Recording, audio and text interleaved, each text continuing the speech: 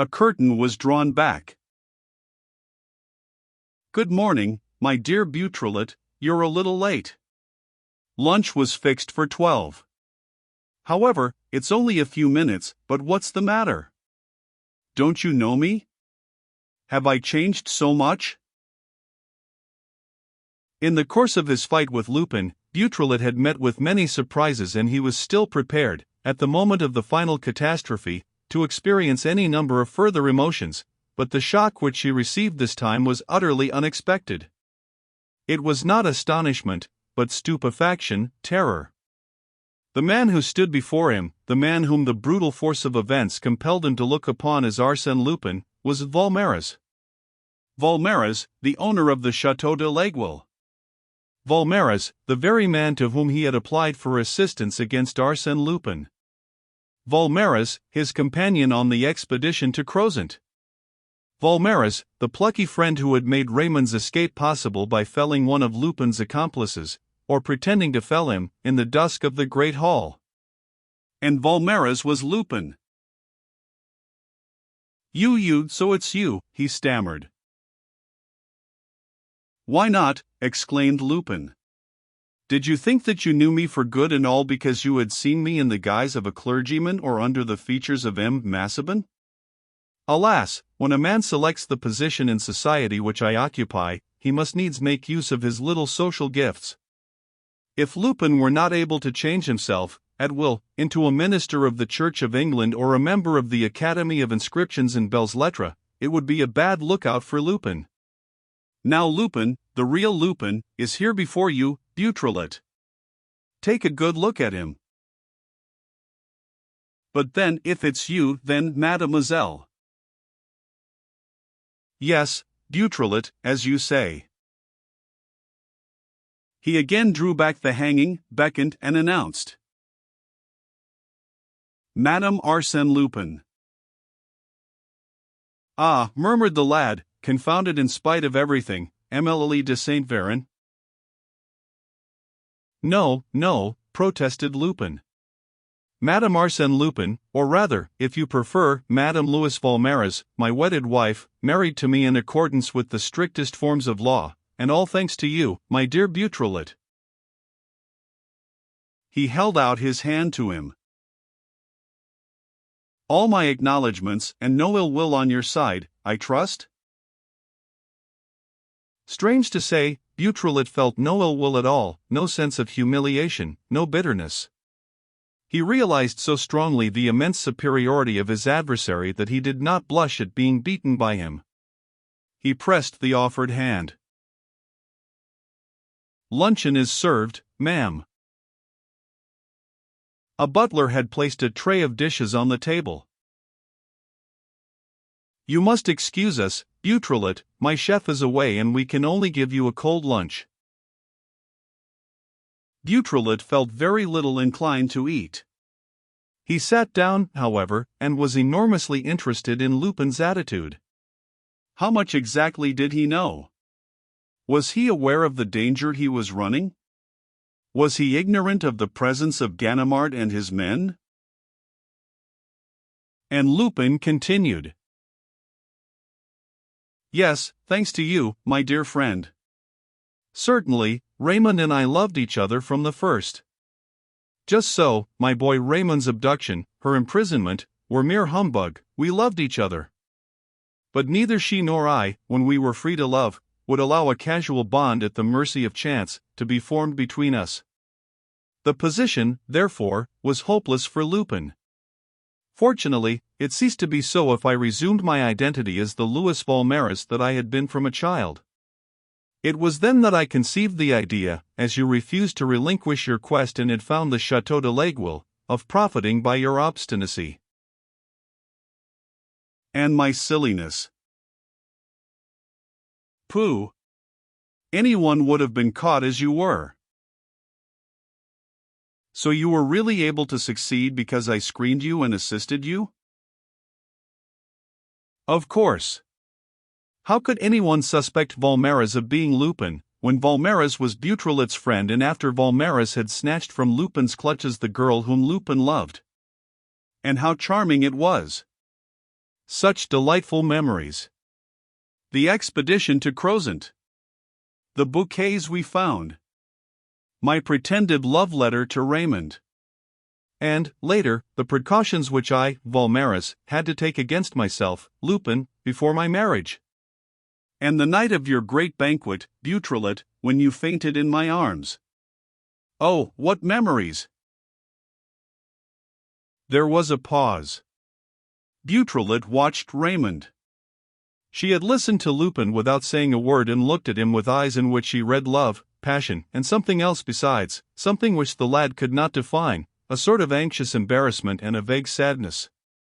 But Lupin turned his eyes upon her and she gave him an affectionate smile. Their hands met over the table. "What do you say to the way I have arranged my little home, Beautrelet?" cried Lupin. "There's a style about it, isn't there? I don't pretend that it's as comfortable as it might be. And yet, some have been quite satisfied with it, and not the least of mankind, either. Look at the list of distinguished people who have owned the needle in their time and who thought it an honor to leave a mark of their sojourn. On the walls, one below the other, were carved the following names: Julius Caesar, Charlemagne, Rollo, William the Conqueror, Richard Coeur de Lion, Louis XI, Francis I, Henry IV, Louis XIV, Arsène Lupin. Whose name will figure after ours, he continued. Alas, the list is closed. From Caesar to Lupin, and there it ends. Soon the nameless mob will come to visit the strange citadel. And to think that, but for Lupin, all this would have remained forever unknown to men. Ah, Beautrelet, what a feeling of pride was mine on the day when I first set foot on this abandoned soil. To have found the lost secret and become its master, its sole master. To inherit such an inheritance. To live in the needle, after all those kings. He was interrupted by a gesture of his wife's. She seemed greatly agitated. There is a noise, she said. Underneath us. You can hear it. It's the lapping of the water, said Lupin. No, indeed it's not. I know the sound of the waves. This is something different. What would you have it be, darling? Said Lupin, smiling. I invited no one to lunch except Beautrelet. And, addressing the servant, Charolais, did you lock the staircase doors behind the gentleman? Yes, sir, and fasten the bolts. Lupin rose. Come, Raymond, don't shake like that. Why, you're quite pale. He spoke a few words to her in an undertone, as also to the servant, drew back the curtain and sent them both out of the room. The noise below grew more distinct. It was a series of dull blows, repeated at intervals. Beautrelet thought. Ganimard has lost patience and is breaking down the doors. Lupin resumed the thread of his conversation, speaking very calmly and as though he had really not heard. By Jove, the needle was badly damaged when I succeeded in discovering it. One could see that no one had possessed the secret for more than a century, since Louis XVI. And the revolution. The tunnel was threatening to fall in. The stairs were in a shocking state. The water was trickling in from the sea. I had to prop up and strengthen and rebuild the whole thing. Beautrelet could not help asking. When you arrived, was it empty? Very nearly. The kings did not use the needle, as I have done, as a warehouse. As a place of refuge, then? Yes, no doubt, in times of invasion and during the civil wars. But its real destination was to be, how shall I put it, the strong room or the bank of the kings of France. The sound of blows increased, more distinctly now. Ganimard must have broken down the first door and was attacking the second. There was a short silence and then more blows, nearer still. It was the third door. 2 remained.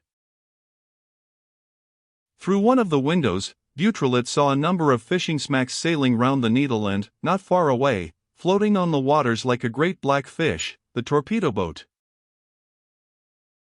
"What a row!" exclaimed Lupin. "One can't hear oneself speak. Let's go upstairs, shall we? It may interest you to look over the Needle."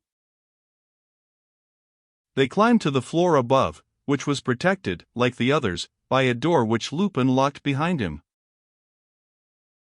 "My picture gallery," he said. The walls were covered with canvases on which Beautrelet recognized the most famous signatures. There were Raphael's Madonna of the Agnus Dei, Andrea del Sarto's portrait of Lucrezia Fede, Titian's Salome, Botticelli's Madonna, and angels in numbers of Tintorettos, Carpaccios, Rembrandts, Velasquez. "What fine copies," said Beautrelet, approvingly. Lupin looked at him with an air of stupefaction. "What?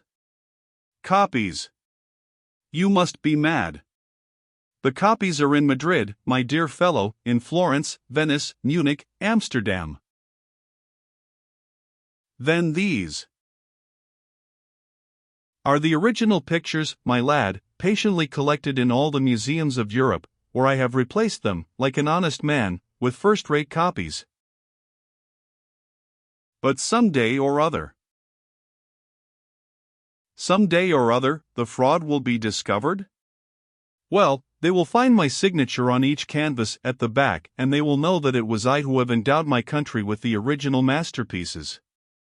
After all, I have only done what Napoleon did in Italy. Oh, look, Beautrelet, here are M. de Gesvres's 4 Rubenses."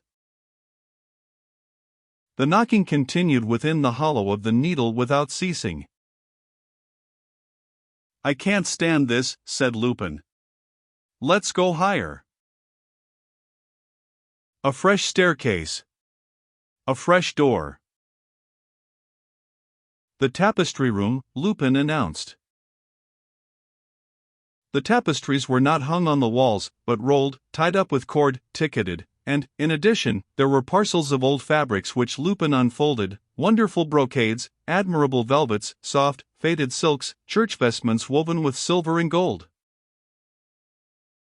They went higher still and Beautrelet saw the room containing the clocks and other timepieces, the book-room, the splendid bindings, the precious, undiscoverable volumes, the unique copies stolen from the great public libraries, the lace-room, the knick-knack room. And each time the circumference of the room grew smaller. And each time, now, the sound of knocking was more distant. Ganimard was losing ground. "This is the last room," said Lupin. "The treasury." This one was quite different. It was round also, but very high and conical in shape. It occupied the top of the edifice and its floor must have been 15 or 20 yards below the extreme point of the Needle. On the cliff side there was no window. But on the side of the sea, whence there were no indiscreet eyes to fear, 2 glazed openings admitted plenty of light. The ground was covered with a parquet flooring of rare wood, forming concentric patterns. Against the walls stood glass cases and a few pictures. "The pearls of my collection," said Lupin. "All that you have seen so far is for sale. Things come and things go. That's business. But here, in this sanctuary, everything is sacred. There is nothing here but choice, essential pieces, the best of the best, priceless things. Look at these jewels, Beautrelet, Chaldean amulets, Egyptian necklaces, Celtic bracelets, Arab chains. Look at these statuettes, Beautrelet, at this Greek Venus, this Corinthian Apollo. Look at these Tanagras, Beautrelet, all the real Tanagras are here. Outside this glass case, there is not a single genuine Tanagra statuette in the whole wide world. What a delicious thing to be able to say, Butyrilate. Do you remember Thomas and his gang of church pillagers in the South Agents of Mine, by the way? Well, here is the Ambazek reliquary, the real one, Butyrilate. Do you remember the Louvre scandal, the tiara which was admitted to be false, invented and manufactured by a modern artist? Here is the tiara of Saitapharnes, the real one, Butyrilate. Look, Butyrilate, look with all your eyes. Here is the marvel of marvels, the supreme masterpiece, the work of no mortal brain. Here is Leonardo's Gioconda, the real one. Kneel, Butyrilate, kneel, all womankind stands before you in this picture. There was a long silence between them. Below, the sound of blows drew nearer. 2 or 3 doors, no more, separated them from Ganimard. In the offing, they saw the black back of the torpedo boat and the fishing smacks cruising to and fro. The boy asked, "And the treasure?" "Ah, my little man, that's what interests you most. None of those masterpieces of human art can compete with the contemplation of the treasure as a matter of curiosity, and the whole crowd will be like you. Come, you shall be satisfied." He stamped his foot, and, in so doing, made one of the discs composing the floor pattern turn right over. Then, lifting it as though it were the lid of a box, he uncovered a sort of large round bowl, dug in the thickness of the rock. It was empty. A little farther, he went through the same performance. Another large bowl appeared. It was also empty. He did this 3 times over again. The 3 other bowls were empty. Grinned Lupin. What a disappointment! Under Louis XI, under Henry IV, under Richelieu, the 5 bowls were full. But think of Louis XIV, the folly of Versailles, the wars, the great disasters of the reign. And think of Louis XV, the spendthrift king, with his pompadour and his Dubarry. How they must have drawn on the treasure in those days! With what thieving claws they must have scratched at the stone! You see, there's nothing left. He stopped. Yes, Butyrilate, there is something, the 6th hiding place. This one was intangible. Not one of them dared touch it. It was the very last resource, the nest egg, the something put by for a rainy day. Look, Butyrilate. He stooped and lifted up the lid. An iron box filled the bowl. Lupin took from his pocket a key with a complicated bit and wards and opened the box. A dazzling sight presented itself. Every sort of precious stone sparkled there, every color gleamed, the blue of the sapphires, the red of the rubies, the green of the emeralds, the yellow of the topazes. Look, look, little Butyrilate. They have squandered all the cash, all the gold, all the silver, all the crown pieces and all the ducats and all the doubloons, but the chest with the jewels has remained intact. Look at the settings. They belong to every period, to every century, to every country. The dowries of the queens are here. Each brought her share, Margaret of Scotland and Charlotte of Savoy, Duchesses of Austria, Eleanor, Elizabeth, Marie-Therese, Mary of England and Catherine de Medicis, and all the arch Marie Antoinette. Look at those pearls, Butyrilate. And those diamonds, look at the size of the diamonds. Not one of them but is worthy of an empress. The Pitt diamond is no finer. He rose to his feet and held up his hand as one taking an oath. Butyrilate, you shall tell the world that Lupin has not taken a single one of the stones that were in the royal chest, not a single one, I swear it on my honor. I had no right to. They are the fortune of France. Below them, Ganimard was making all speed. It was easy to judge by the reverberation of the blows that his men were attacking the last door but one, the door that gave access to the knick-knack room. Let us leave the chest open, said Lupin, and all the cavities, too, all those little empty graves. He went round the room, examined some of the glass cases, gazed at some of the pictures and, as he walked, said, pensively, "How sad it is to leave all this. What a wrench! The happiest hours of my life have been spent here, alone, in the presence of these objects which I loved.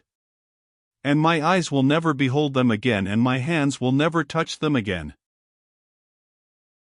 His drawn face bore such an expression of lassitude upon it that Beautrelet felt a vague sort of pity for him.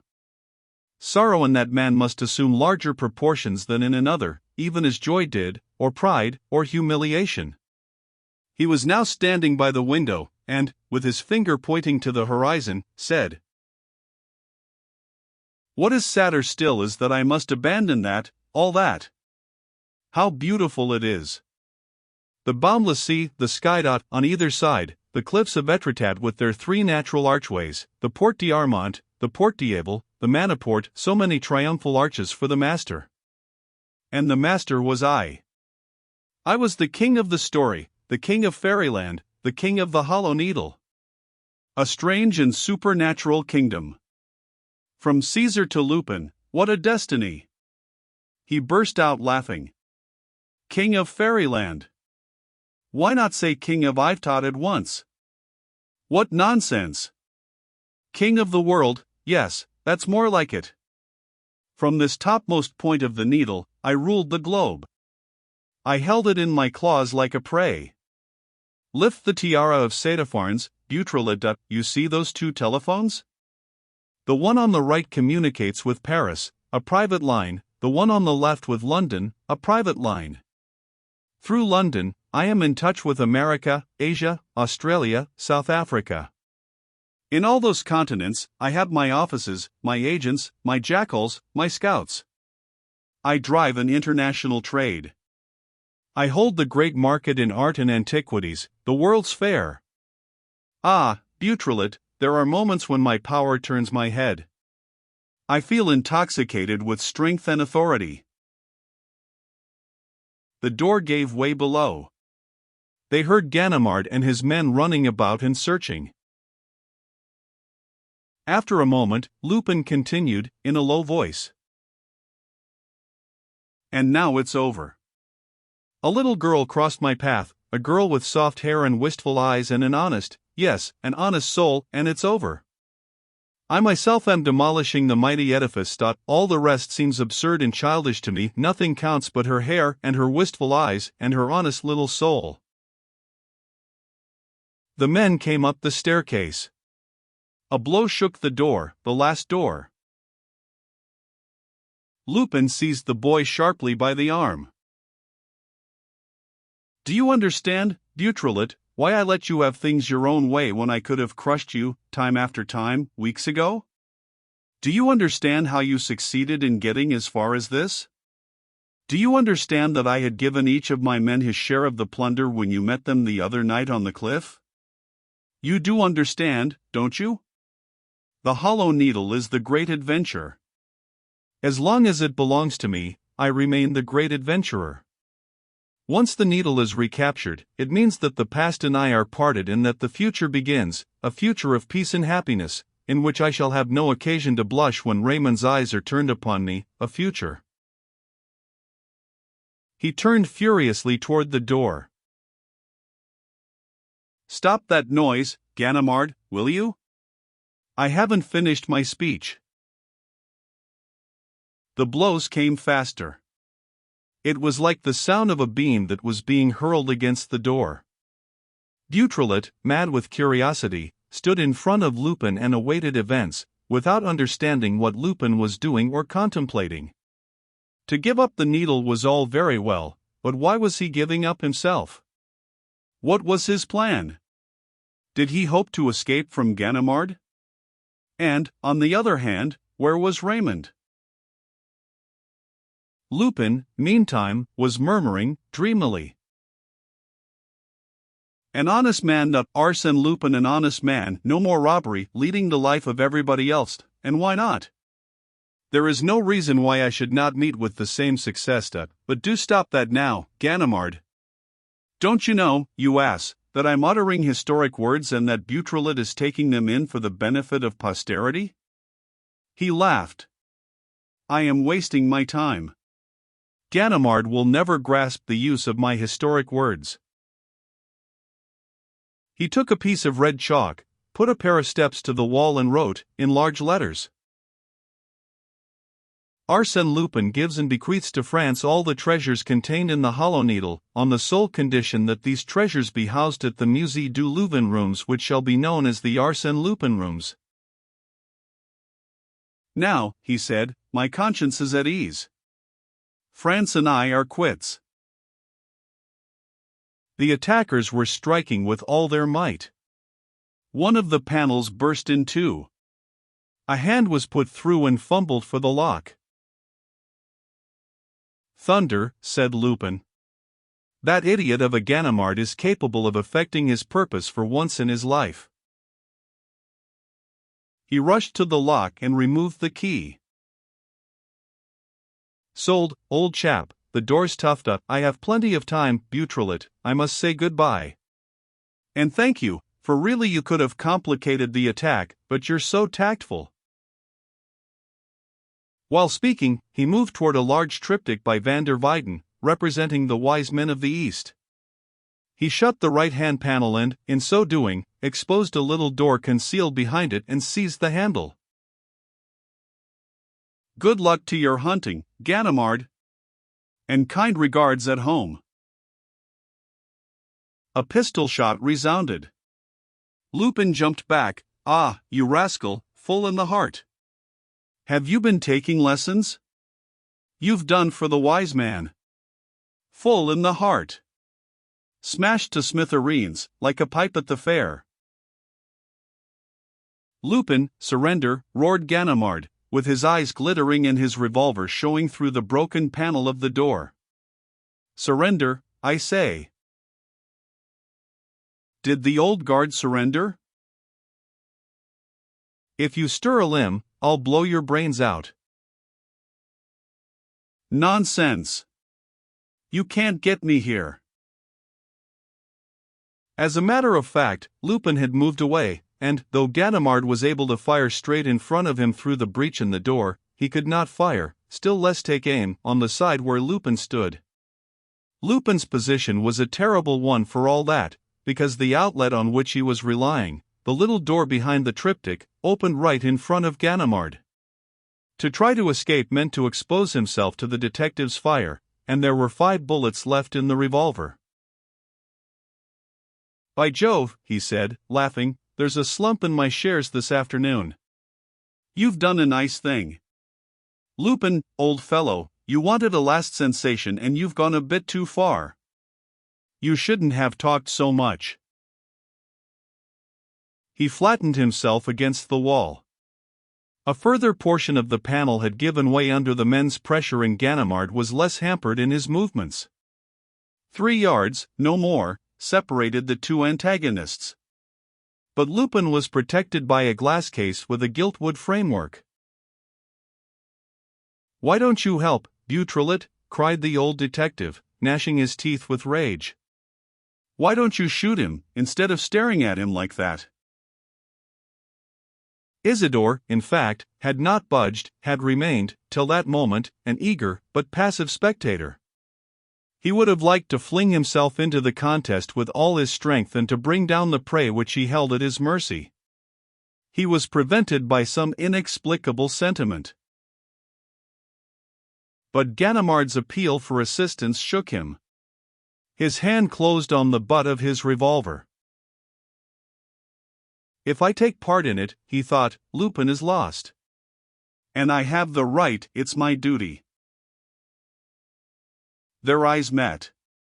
Lupin's were calm, watchful, almost inquisitive, as though, in the awful danger that threatened him, he were interested only in the moral problem that held the young man in its clutches. Would Isidore decide to give the finishing stroke to the defeated enemy? The door cracked from top to bottom. Help, Butrelid, we've got him! Ganimard bellowed. Isidore raised his revolver. What happened was so quick that he knew of it, so to speak, only by the result. He saw Lupin bob down and run along the wall, skimming the door right under the weapon which Ganimard was vainly brandishing, and he felt himself suddenly flung to the ground, picked up the next moment and lifted by an invincible force. Lupin held him in the air, like a living shield, behind which he hid himself. 10 to 1 that I escape, Ganimard. Lupin, you see, has never quite exhausted his resources. He had taken a couple of brisk steps backward to the triptych. Holding Beautrelet with one hand flat against his chest, with the other he cleared the passage and closed the little door behind them.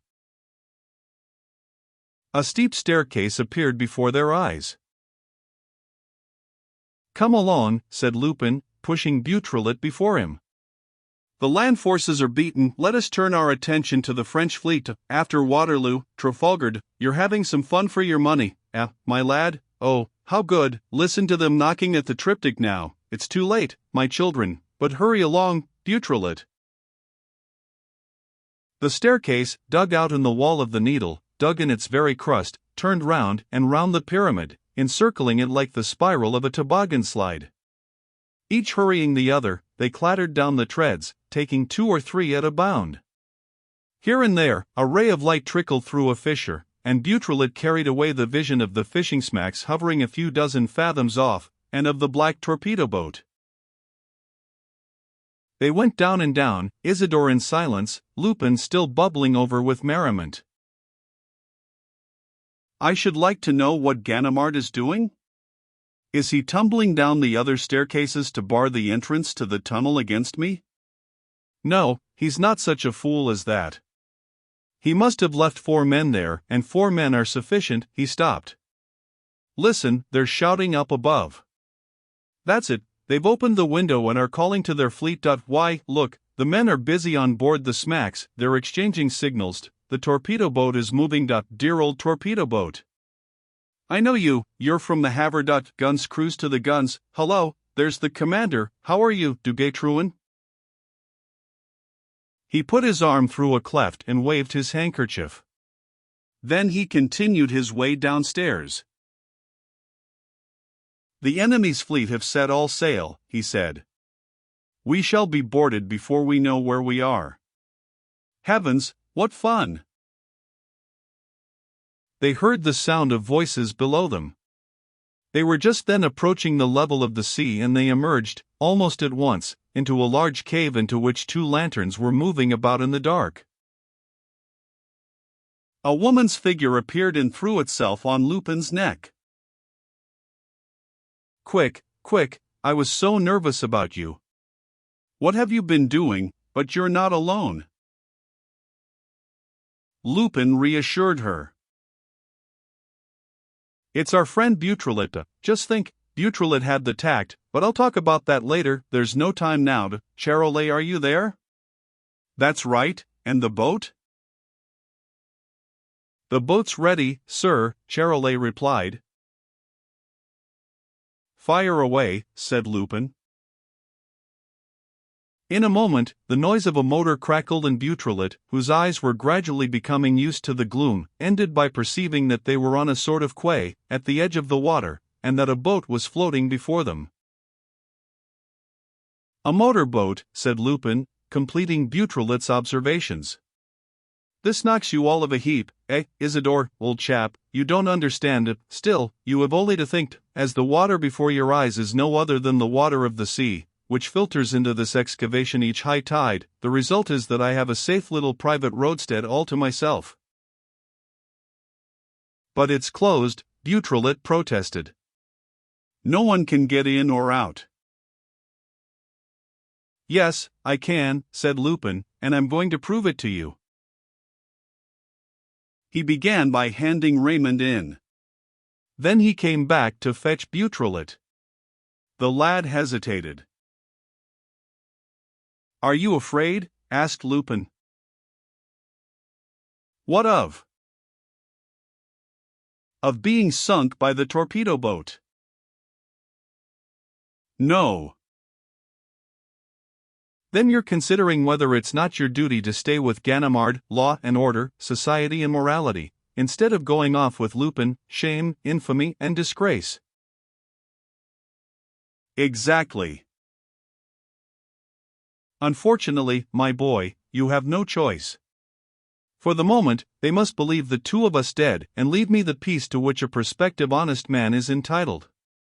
Later on, when I have given you your liberty, you can talk as much as you please, I shall have nothing more to fear. By the way in which Lupin clutched his arm, Beautrelet felt that all resistance was useless. Besides, why resist? Had he not discovered and handed over the hollow needle? What did he care about the rest? Had he not the right to humor the irresistible sympathy with which, in spite of everything, this man inspired him? The feeling was so clear in him that he was half inclined to say to Lupin, "Look here, you're running another, a more serious danger. Holmlock Shears is on your track." "Come along," said Lupin, before Isidore had made up his mind to speak. He obeyed and let Lupin lead him to the boat, the shape of which struck him as peculiar and its appearance quite unexpected. Once on deck, they went down a little steep staircase, or rather a ladder hooked on to a trapdoor, which closed above their heads. At the foot of the ladder, brightly lit by a lamp, was a very small saloon, where Raymond was waiting for them and where the three had just room to sit down. Lupin took the mouthpiece of a speaking tube from a hook and gave the order. "Let her go, Charolais." Isidore had the unpleasant sensation which one feels when going down in a lift, the sensation of the ground vanishing beneath you, the impression of emptiness, space. This time, it was the water retreating, and space opened out, slowly. "We're sinking, eh?" grinned Lupin. "Don't be afraid, we've only to pass from the upper cave where we were to another little cave, situated right at the bottom and half open to the sea, which can be entered at low tide. All the shellfish catchers know it. 10 seconds wait. We're going through the passage and it's very narrow, just the size of the submarine."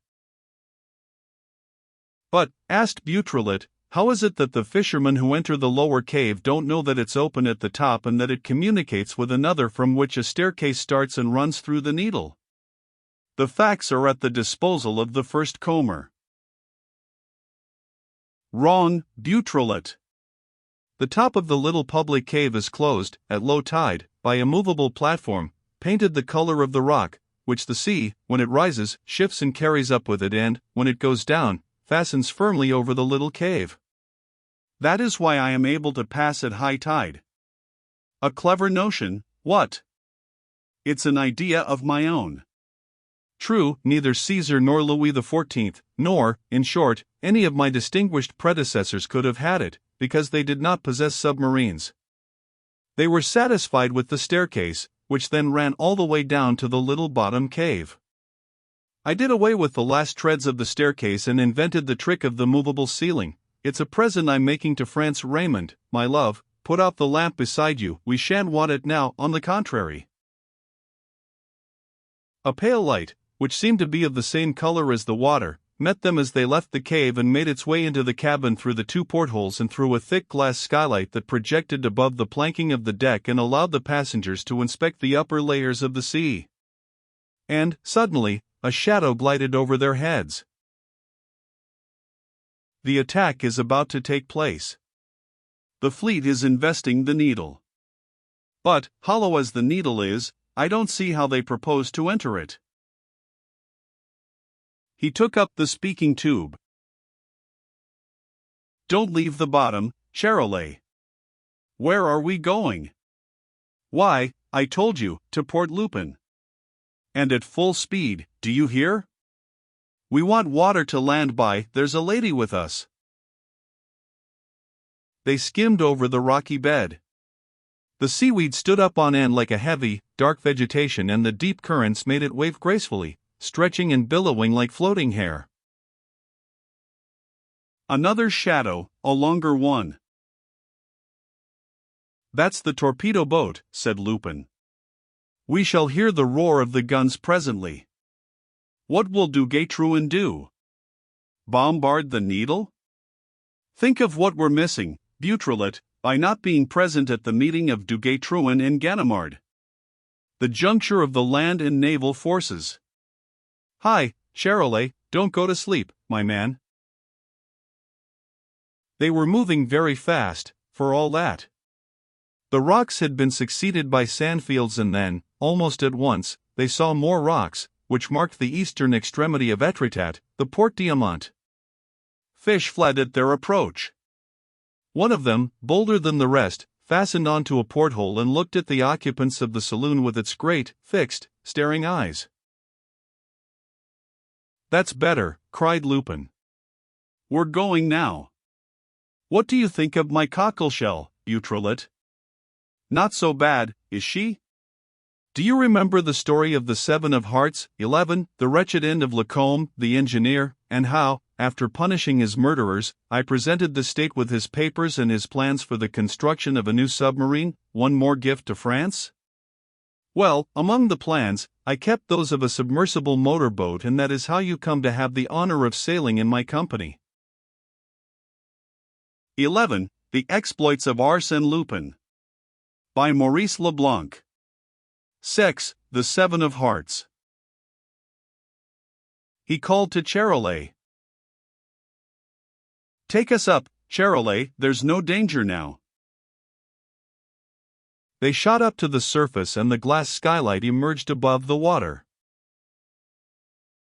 They were a mile from the coast, out of sight, therefore, and Beautrelet was now able to realize more fully at what a headlong pace they were traveling.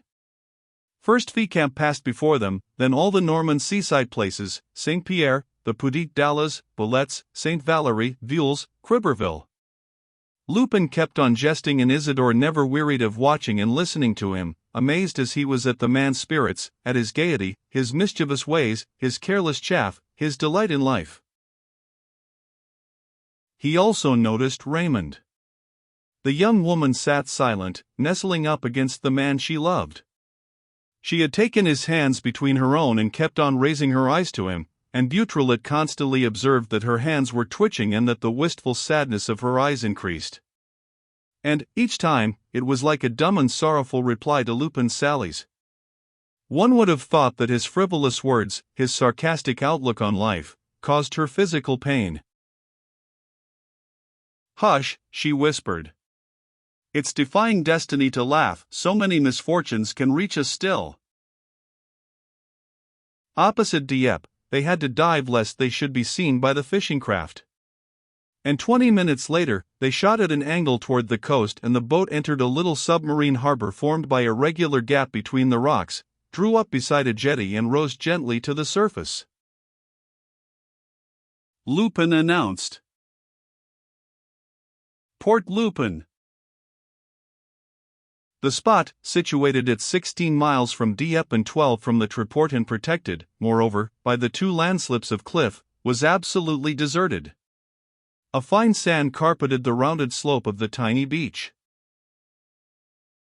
Jump on shore, Beautrelet. Raymond, give me your hand. You, Charolais, go back to the Needle, see what happens between Ganimard and Duguay-Trouin, and come back and tell me at the end of the day. The thing interests me tremendously. Beautrelet asked himself with a certain curiosity how they were going to get out of this hemmed-in creek which was called Port Lupin, when, at the foot of the cliff, he saw the uprights of an iron ladder. Isidore, said Lupin, if you knew your geography and your history, you would know that we are at the bottom of the gorge of Parfonville, in the parish of Biville. More than a century ago, on the night of the 23rd of August, 1803, Georges Cadoudal and 6 accomplices, who had landed in France with the intention of kidnapping the first consul, Bonaparte, scrambled up to the top by the road which I will show you. Since then, this road has been demolished by landslips. But Louis Valmeras, better known by the name of Arsène Lupin, had it restored at his own expense and bought the farm of the Nouvelette, where the conspirators spent the first night, and where, retired from business and withdrawing from the affairs of this world, he means to lead the life of a respectable country squire with his wife and his mother by his side. The gentleman burglar is dead. Long live the gentleman farmer. After the latter came a sort of gully, an abrupt ravine hollowed out, apparently, by the rains, at the end of which they laid hold of a makeshift staircase furnished with a handrail. As Lupin explained, this handrail had been placed where it was in the stead of the estamperge, a long rope fastened to stakes, by which the people of the country, in the old days, used to help themselves down when going to the beach. After a painful climb of half an hour, they emerged on the tableland, not far from one of those little cabins, dug out of the soil itself, which serve as shelters for the excisemen. And, as it happened, 2 minutes later, at a turn in the path, one of these custom-house officials appeared. He drew himself up and saluted. Lupin asked, "Any news, Comel?" "No, Governor." "You've met no one at all suspicious looking?" "No, Governor, only." "What?" "My wife, who does dressmaking at the Nouvelette." "Yes, I know Césarine, my mother spoke of her." "Well?"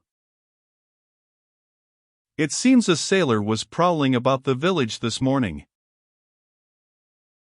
"What sort of face had he?" "Not a natural face, a sort of Englishman's face." "Ah," said Lupin, in a tone preoccupied.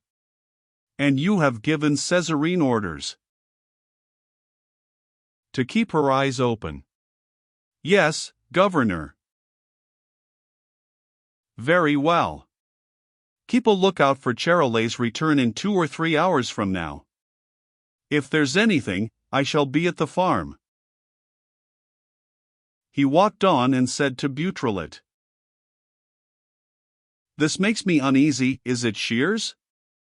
"Ah, if it's he, in his present state of exasperation, I have everything to fear." He hesitated a moment. "I wonder if we hadn't better turn back. Yes, I have a nasty presentiment of evil." Gently undulating plains stretched before them as far as the eye could see. A little to the left, a series of handsome avenues of trees led to the farm of the Nouvelette, the buildings of which were now in view. It was the retreat which he had prepared, the haven of rest which he had promised Raymond. Was he, for the sake of an absurd idea, to renounce happiness at the very moment when it seemed within his reach? He took Isidore by the arm and, calling his attention to Raymond, who was walking in front of them, "Look at her. When she walks, her figure has a little swing at the waist which I cannot see without quivering. But everything in her gives me the thrill of emotion and love, her movements and her repose, her silence and the sound of her voice. I tell you, the mere fact that I am walking in the track of her footsteps makes me feel in the 7th heaven." "Ah, Beautrelet, will she ever forget that I was once Lupin? Shall I ever be able to wipe out from her memory the past which she loathes and detests?"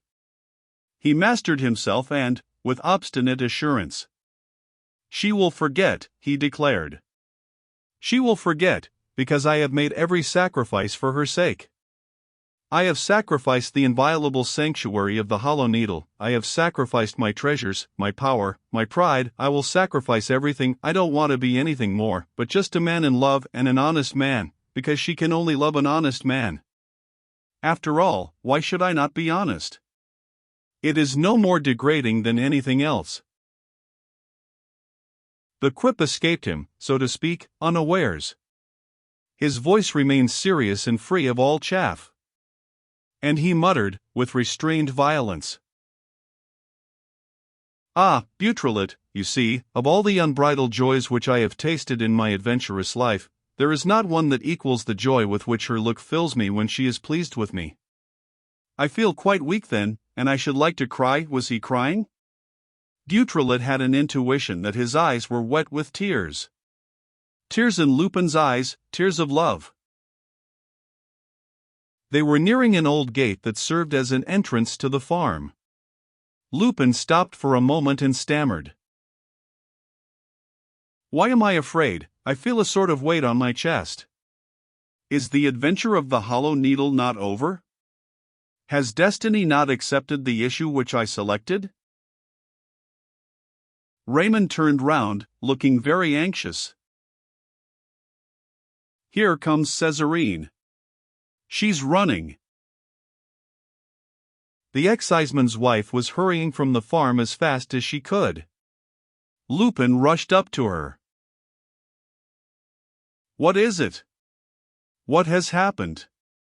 Speak. Choking, quite out of breath, Césarine stuttered. I saw a man this morning. I saw a man in the sitting room. The Englishman of this morning? Yes, but in a different disguise. Did he see you? No. He saw your mother. Madame Valmeras caught him as he was just going away. Well, he told her that he was looking for Louis Valmeras, that he was a friend of yours. Then? The madam said that her son had gone abroad for years. And he went away? No, he made signs through the window that overlooks the plain as if he were calling to someone. Lupin seemed to hesitate. A loud cry tore the air. Raymond moaned. It's your mother, I recognize. He flung himself upon her and, dragging her away, in a burst of fierce passion. Come, let us fly, you first. But, suddenly, he stopped, distraught, overcome. No, I can't do it, it's too awful. Forgive me, Raymond, that poor woman down there, stay here. Beautrelet, don't leave her.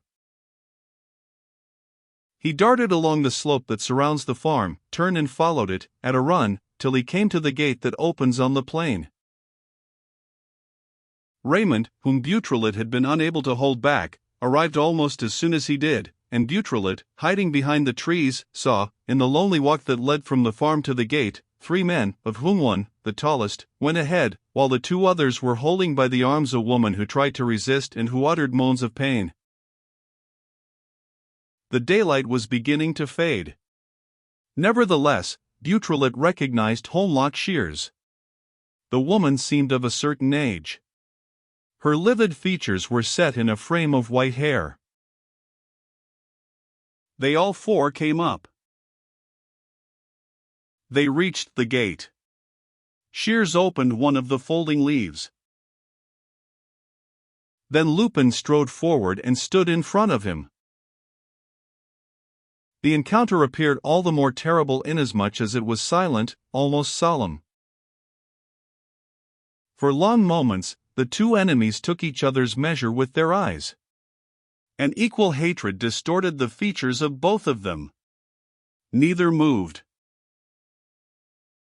Then Lupin spoke, in a voice of terrifying calmness. Tell your men to leave that woman alone. No. It was as though both of them feared to engage in the supreme struggle, as though both were collecting all their strength. And there were no words wasted this time, no insults, no bantering challenges. Silence, a death-like silence. Mad with anguish, Raymond awaited the issue of the duel. Beautrelet had caught her arms and was holding her motionless. After a second, Lupin repeated. Order your men to leave that woman alone. No. Lupin said. Listen, Shears. But he interrupted himself, realizing the silliness of the words. In the face of that colossus of pride and willpower which called itself Holmlock Shears, of what use were threats? Resolved upon the worst, suddenly he put his hand to his jacket pocket. The Englishman anticipated his movement and, leaping upon his prisoner, thrust the barrel of his revolver within 2 inches of her temple. "If you stir a limb, I fire." At the same time his 2 satellites drew their weapons and aimed them at Lupin. Lupin drew himself up, stifled the rage within him and, coolly, with his hands in his pockets and his breast exposed to the enemy, began once more. "Shears, for the 3rd time, let that woman be." The Englishman sneered. "I have no right to touch her, I suppose?" Come, enough of this humbug. Your name isn't Volmares any more than it's Lupin. You stole the name just as you stole the name of Charmerace. And the woman whom you pass off as your mother is Victoire, your old accomplice, the one who brought you up. 12. Arsène Lupin, play in 4 acts, by Maurice Leblanc and Francis de Croisset. Shears made a mistake. Carried away by his longing for revenge, he glanced across at Raymond, whom these revelations filled with horror. Lupin took advantage of his imprudence. With a sudden movement, he fired. "Damnation!" bellowed Shears, whose arm, pierced by a bullet, fell to his side. And, addressing his men, "Shoot, you too. Shoot him down." But already Lupin was upon them, and not 2 seconds had elapsed before the one on the right was sprawling on the ground, with his chest smashed, while the other, with his jaw broken, fell back against the gate. "Hurry up, Victoire. Tie them down. And now, Mr. Englishman, it's you and I."